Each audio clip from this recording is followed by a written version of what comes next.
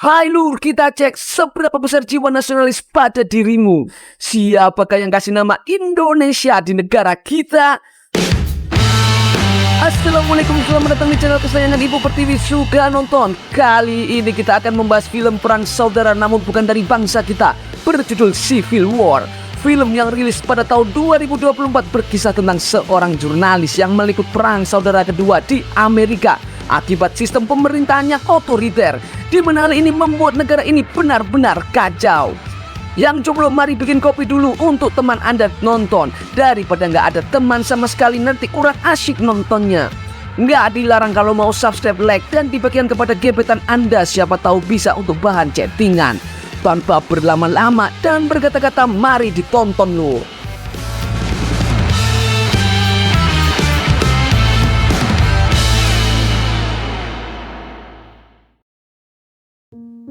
Suatu hari di mana Amerika Serikat telah terjadi perang saudara kedua yang dulu pernah terjadi tahun 1861 sampai 1865. Perang saudara tersebut diduga terpicu oleh perbedaan pendapat antara wilayah Amerika Utara dan Selatan.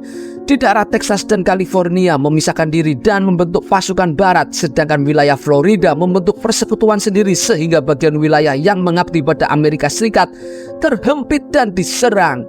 Pada masa ini Amerika benar-benar kacau balau. Terlihat presiden negara yang sudah menjabat selama 3 periode berpidato mengenai WF yang menerima serangan telak dari negara-negara loyalis dan menyebut itu sebagai kemenangan besar. Tentu hal itu membuat WF marah dan berniat untuk membunuh sang presiden. Seorang jurnalis terkenal bernama Lee Smith terlihat sedang menonton pidato presiden dari kamar hotel Oyo-nya di New York City. Karena merek TV-nya bagus, ia sempatkan foto sebentar. Namun tiba-tiba Lee melihat ada bom yang tak jauh dari sana meledos lur. Namun Lee merasa biasa-biasa saja, karena seperti makan sehari 3 kali ia melihat peperangan ini yang hampir 4 tahun berjalan. Di hari berikutnya Lee dan rekannya yang bernama Sijul, anak Betawi asli, pergi ke lokasi keributan warga di kota Brooklyn. Di sana orang-orang berebut air besi yang disediakan oleh pemerintah Amerika Serikat. Dalam kericuan itu, Lee melihat ada seorang gadis fotografer amatir sok keren yang memotret dari jarak dekat. Tentu hal ini sangat berbahaya hingga akhirnya gadis itu pun tak sengaja terkena pukulan oleh petugas keamanan. Tapi kayaknya ini sengaja deh lur. Mari kita ulang. Iya kan? Lee kemudian berusaha menyelamatkan gadis tersebut dari gerombolan semua orang, lalu memberinya rompi jurnalis agar para petugas tahu kalau gadis itu adalah jurnalis. Di waktu yang sama keduanya dikejutkan dengan seorang wanita yang lari ke arah kerumunan sambil membawa bendera. Begitu dia masuk tiba-tiba ada bom yang langsung meledak. Lah ngapain? Kok bisa-bisanya wanita itu melakukan aksi bunuh diri yang berakhir menewaskan banyak orang? Matinya nggak terlihat keren, malah terlihat bodoh. Pasti habis diselingkuhin itu cewek.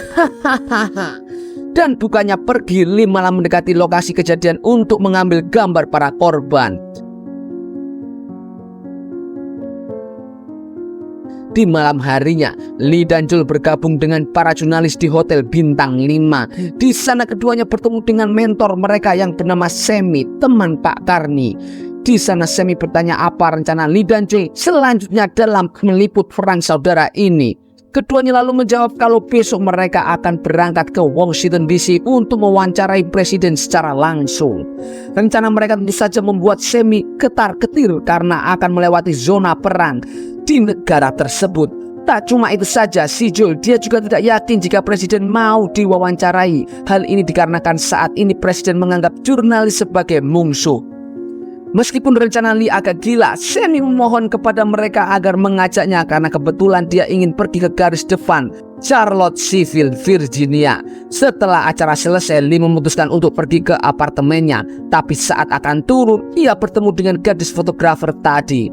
Dia bernama Jessie. Pada malam itu Jessie pun mengucapkan terima kasih karena Lee sudah menyelamatkannya. Karena andai saja Lee tidak menyeretnya keluar, mungkin Jessie sudah menjadi korban bom bunuh diri. Jessie mengungkapkan jika dirinya sangat mengidolakan Lee. Itulah alasannya mengapa dia menjadi fotografer, karena terinspirasi oleh Lee. Pada keesokan harinya saat Lee akan berangkat, ia melihat bahwa Jesse ikut bersama mereka. Lee pun langsung memanggil Jules untuk menanyakan mengapa ia membiarkan Jesse ikut yang tentunya akan membahayakan nyawanya. Jules berkata kalau semalam Jesse meminta dirinya dan Sammy untuk ikut bersama mereka ke Washington DC. Dan setelah dipikir-pikir secara matang, Lee akhirnya setuju untuk membawa mereka ikut bersamanya. Keempatnya kemudian mulai melakukan perjalanan ke Washington DC yang jaraknya 500 mil dari lokasi mereka sekarang. Selama perjalanan mereka melewati ratusan bangkai mobil bekas perang saudara dan terlihat sangat mengerikan. Tak lama kemudian mereka berhenti di pos pemeriksaan yang dijaga oleh tentara pemerintahan untuk menunjukkan identitas. Setelah diperbolehkan melintas, mereka menemukan satu-satunya pom bensin yang buka. Pom itu dijaga oleh 3 warga bersenjata lengkap. Namun karena tangki bensin tinggal setengah, akhirnya Lee pun memutuskan untuk mengisi bensin di pom tersebut. Ketika akan mengisi bensin, Jules dan Lee melakukan tawar-menawar dengan salah satu warga yang hanya mau dibayar dengan menggunakan mata uang Kanada. Di waktu yang sama, karena Lee melihat Jesse pergi ke belakang pom sambil didampingi seorang pria, jadi Lee berniat mengikuti mereka dari belakang. Namun tiba-tiba mereka malah dikejutkan dengan 2 pria yang digantung dalam kondisi masih hidup. Dan seseorang memberitahu kalau kedua pria itu merupakan seorang penjara. Setelah itu, entah mengapa si pria ini memberikan Lee dan Jesse pilihan untuk mengeksekusi mereka. Hal ini pun membuat Jesse terkejut dan sangat ketakutan. Namun Lee menyetujuinya dengan syarat boleh mengambil foto. Sedikit kejam ini si Lee. Setelah mengisi bensin, mereka pun kembali melanjutkan perjalanan. Lee dan Jesse berdebat karena si pria malah membunuh kedua sandera. Di dalam mobil, Lee juga menyalahkan Jesse karena telah pergi ke belakang pom yang memicu hal ini terjadi. Saat mereka melintasi perkotaan mati, Lee meminta Jules berhenti sejenak. Di sana Lee mengajak Jesse ke lokasi jatuhnya helikopter dan memintanya untuk mengambil gambar karena menurutnya tempat itu akan menjadi tema yang bagus dalam perang.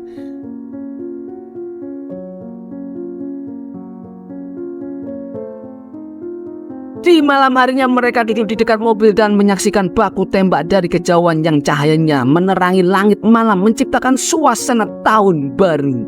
Beberapa saat setelahnya, Jules menghampiri Jesse karena ia tahu Jesse lagi deg-degan sebab besok mereka akan meliput perang di sana. Jadi Jules berusaha menenangkan Jesse kalau semua ini pasti akan baik-baik saja. Pada keesokan harinya, Lee, Jules dan Jesse meliput baku tembak yang terjadi antara milisi separatis bersenjata melawan pemerintah loyalis. Cedak tenan ini lur. Dalam peperangan itu ketiganya berada di barisan separatis yang salah satunya terkepung di balik pilar. Kemudian anggota separatis itu pun melemparkan bom asap agar temannya yang terjebak bisa kabur. Namun sayangnya usaha itu sia-sia karena temannya sudah mati tertembak. Setelah baku tembak yang cukup lama itu terjadi, anggota separatis akhirnya berhasil mengalahkan tentara loyalis. Mereka lalu masuk ke dalam gedung untuk menghabisi dan menangkap tentara yang tersisa.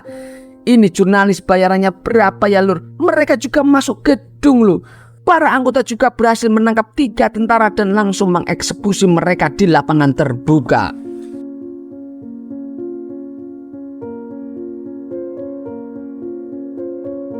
Di hari berikutnya mereka melanjutkan perjalanan menuju ke Washington. Setelah menemui jarak yang lumayan jauh, akhirnya mereka tiba di sebuah kota kecil yang terlihat bersih dan belum pernah terjadi perang. Keempatnya lalu mampir ke toko baju. Di sana, Lee membeli dress dan mendapat pujian dari Jesse karena dia terlihat sangat cantik. Setelah membeli pakaian, Lee pun menghampiri Sammy dan mengatakan kalau kota itu mengingatkan dia tentang kondisi sebelum perang sivil terjadi, di mana kota itu tidak ada orang yang bersenjata. Namun pendapat itu malah dibantai Sammy lalu meminta Lee untuk melihat ke arah atas gedung karena di sana ada 2 pria bersenjata yang sedang mengamati mereka. Keempatnya kemudian kembali melanjutkan perjalanan. Namun di tengah jalan mereka melihat mayat tentara yang baru saja tertembak. Apakah si beruang Bear Brand yang menembak? Ketika Jules hendak melintasi mayat tersebut, tiba-tiba mobilnya tertembak oleh orang misterius yang membuat Jules langsung ngelindes tuh mayat dan menyembunyikan mobilnya di balik truk. Setelah berhenti, mereka keluar dari mobil dan bertemu dengan dua sniper tentara loyalis. Ternyata para tentara itu sedang mencari orang yang sudah menembaki mereka. Kedua tentara itu menjelaskan kalau pelaku penembakan merupakan seorang sniper dan sedang bersembunyi di dalam rumah kosong. Ketika situasi sudah cukup aman, mereka pun kembali melanjutkan perjalanan dan karena Joel lelah, Lee langsung menggantikan untuk menyetir. Ketika lagi asik-asiknya menyetir, Lee melihat ada satu mobil yang melaju kencang dari arah belakang. Hal itu membuat mereka ketar-ketir kena mental. Akan tapi ketika mobil itu berjalan di samping mereka, ternyata orang di dalamnya adalah teman jurnalis Joel dan Lee asal Cina bernama Tony serta temannya yaitu Bo Hai. Dalam pertemuan yang tidak terduga ini, Tony caper dengan pindah ke mobil Joel. Hal ini pun membuat Jesse juga ingin caper dengan pindah ke mobil Bo Hai. Begitu Jesse pindah, Bo Hai langsung mempercepat mobilnya seolah-olah mengajak mereka balapan. Namun saat Lee melewati gundukan, ia melihat mobil Bo Hai telah menghilang. Dengan ini Lee langsung memarahi Tony sampai-sampai ia hilang konsentrasi dan hampir menabrak truk militer. Beruntungnya kecelakaan ini bisa dihindari lalu kembali ke jalur utama hingga menemukan mobil Bo Hai berparkir di pinggir jalan dekat rumah. Tapi anehnya Bo Hai dan Jesse tidak ada di dalam mobil tersebut dan melihat ada kejanggalan.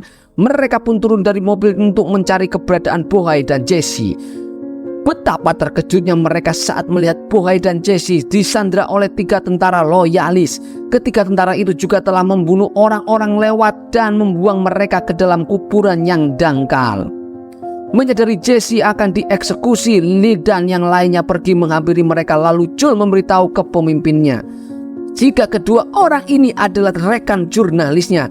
Tentara kemudian bertanya apa tujuan mereka ke sana dan Joel pun mengaku bahwa dirinya akan pergi ke Charlottesville untuk meliput sekolah-sekolah baru. Namun karena para tentara tidak percaya, mereka langsung menembak Bo Hai. Hal ini pun membuat mereka panik, termasuk Tony yang langsung menangis. Sedangkan Joel berusaha membujuk kepala tentara dengan mengatakan bahwa mereka adalah orang Amerika. Namun setelah menanyakan asal Jesse dan Joel, tentara mengetahui jika Tony berasal dari Cina dan langsung menembaknya hingga tewas. Melihat temannya ditembak, Lee dan Joel pun panik ketakutan. Lalu ketika tentara akan menembak Joel, tiba-tiba Sammy datang dan menabrak kedua tentara itu menggunakan mobil. Keempatnya lalu segera pergi dari tempat tersebut sambil ditembaki oleh salah satu tentara yang tersisa. Selama pelariannya, Sammy mengaku bahwa ia sudah tidak kuat lagi untuk menyetir dan rupa-rupanya dia telah terkena 2 tembakan di bagian perutnya. Dan melihat hal itu, Joel dan Lee memindahkannya ke kursi belakang agar Sammy bisa beristirahat. Di hari berikutnya mereka tiba di Charlottesville, tepatnya di kamp pasukan tentara barat atau WF. Tapi di sanalah mereka sadar kalau Sammy sudah meninggal karena pendarahan hebat. Hal ini tentu saja membuat Joel menangis. Dan setelah Sammy dimakamkan, mereka bertemu dengan 2 reporter Inggris bernama Semar dan Petro. Mereka menjelaskan kalau beberapa jenderal loyalis telah menyerah hingga kejadian ini menjadi titik akhir dari kehancuran Amerika Serikat. Meskipun pasukan WF terlihat kecil, tetapi mereka memiliki banyak sekali perlengkapan dan alat perang yang sangat kuat.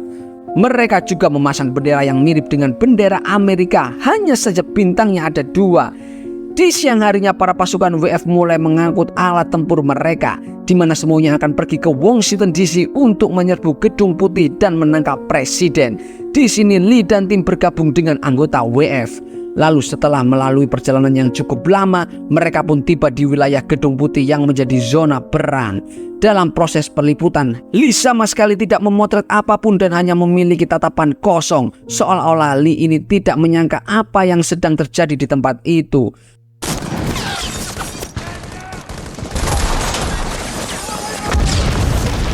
Sementara pasukan WF mulai mengerahkan helikopter untuk menghancurkan pertahanan loyalis. Tidak cuma itu, para pasukan juga mengarahkan tank untuk membobol pintu masuk Gedung Putih.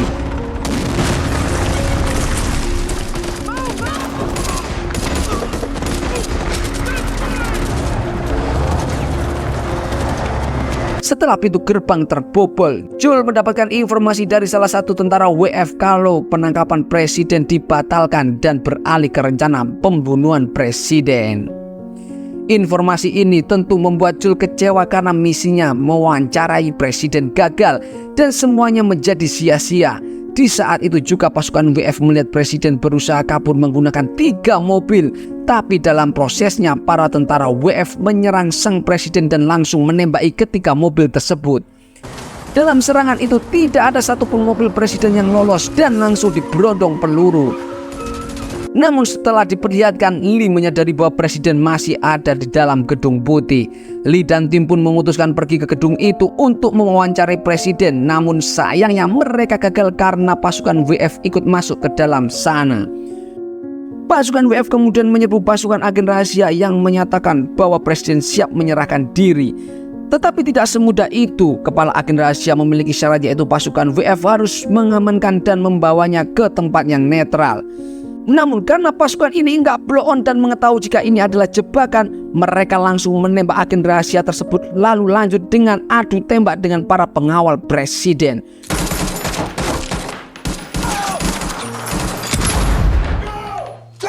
Baku tembak di sana berjalan sangat dramatis, di mana para pengawal berjuang mati-matian untuk melindungi sang presiden. Tetapi usaha mereka sia-sia karena pasukan WF jauh lebih berpengalaman. Ketika mereka akan masuk ke ruangan presiden, Jesse dengan konyolnya berdiri di tengah koridor untuk mengambil gambar. Melihat hal itu, Lee langsung melindungi Jesse dan akhirnya terbunuh tertembak pengawal presiden. Sementara itu Jul masuk ke ruangan tempat di mana WF menangkap presiden, dan sebelum dieksekusi, Jul yang diliput kemarahan karena kehilangan teman-temannya meminta satu kutipan dari presiden.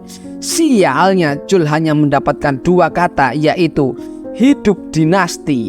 Dan Jesse mendapatkan kesempatan ini untuk memotret pasukan WF yang sedang menembak presiden. Semua kejadian ini disebabkan oleh presiden yang haus akan kekuasaannya dalam menjabat hingga 3 periode. Sampai akhirnya ketamakan itu malah berakhir tragis untuk dirinya sendiri. Dan film pun berakhir. Terima kasih telah menonton sampai habis, dan jangan lupa klik subscribe, like, dan bagikan kepada seluruh umat di dunia. Sampai jumpa kembali di film-film berikutnya. Suka nonton, suka banget lur.